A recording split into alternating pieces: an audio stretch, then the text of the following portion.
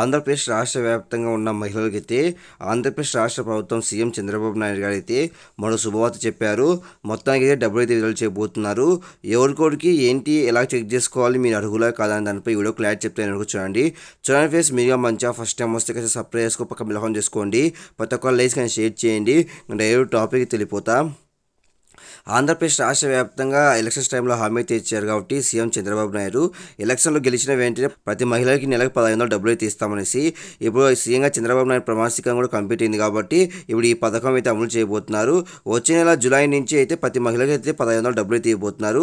ఇంకా అంటే అప్పటి నుంచి అయితే ప్రారంభిస్తారు.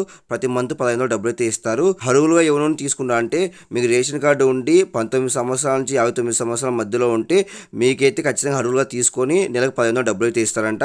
కాబట్టి ఇంకా ఎవరైనా దరఖాస్తు చేసుకోవచ్చు, సచివాలయంలో దరఖాస్తు చేసుకోండి. కాబట్టి ఇంకా అప్డేట్స్ ఖచ్చితంగా పోస్ట్ చేస్తాను. ప్రతి ఒక్క లైక్స్ అండ్ షేర్ చేయండి. ప్రతి ఒక్క సబ్స్క్రైబ్ చేసుకోండి, పక్కన చేసుకోండి. Thank you for watching. Thank you.